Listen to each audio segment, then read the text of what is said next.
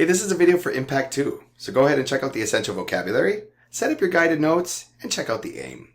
Describe how habitat destruction contributes to biodiversity loss. So since, for the last 10,000 years, the population has been generally steady.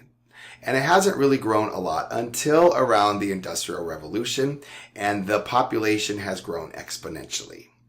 The human population is now over 8 billion people, and it will continue to grow. We don't know what the carrying capacity is for humans on this planet. But that has led to a lot of habitat destruction, and we have affected four spheres of the Earth.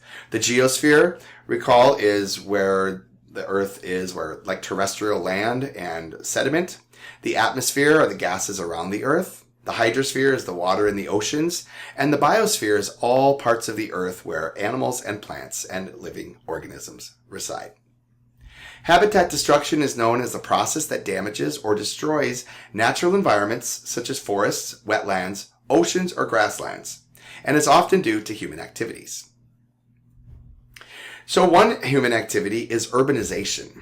And urbanization is the movement from a rural area into a city. And that's going to include or involve a lot of habitat destruction. We look at this beautiful, pristine river. For example, you have a river that flows, and then there's all of a sudden a little mini flood. You get a lot of rain.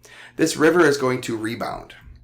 But now if we have urbanization, and we dig up or we straighten the river, we modify this river, we do this in order to build housing. We are removing a lot of the plants and a lot of the other organisms from around this river.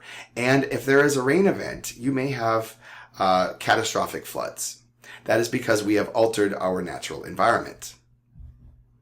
Another example of a method of habitat destruction is deforestation.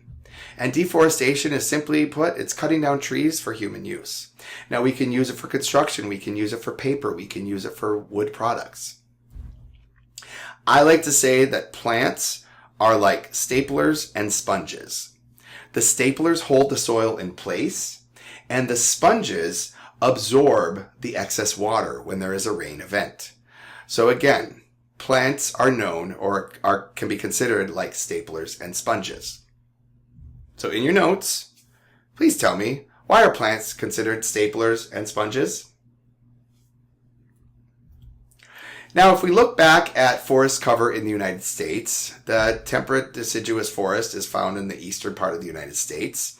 In 1620, before major settlers arrived, there were a lot of pristine forests that had never been touched.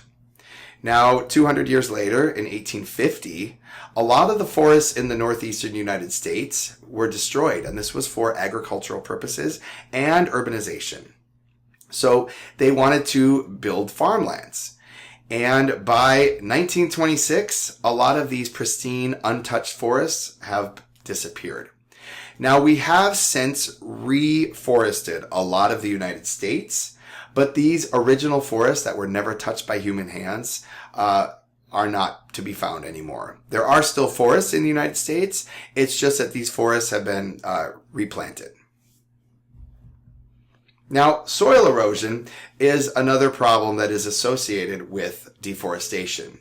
Soil erosion is when the top layer of soil is worn away by natural forces. This could be wind or water. Remember I said that plants are acting as staplers and sponges? They will absorb that excess water. If the water runs off, it may take with it a lot of soil. And you may have seen situations like this. If you've ever gone to the beach, you see soil erosion happening with the waves. So there's some impacts of deforestation. The geosphere, we will increase soil erosion. In the atmosphere, we will increase atmospheric carbon dioxide. If you don't have plants, you cannot remove the carbon dioxide from the atmosphere. The hydrosphere is impacted because there will be increased runoff, and the runoff may lead to erosion. There might be more sediment or more like sand and soot particles in the rivers.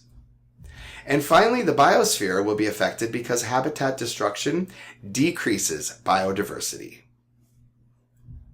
So what I would like you to do is first respond to the aim, describe how human activity has impacted the carbon cycle, And then I would like you to show me what you've learned by responding to practice problem set 2. I hope that this video was informative. I thank you for your attention, and I'll see you soon.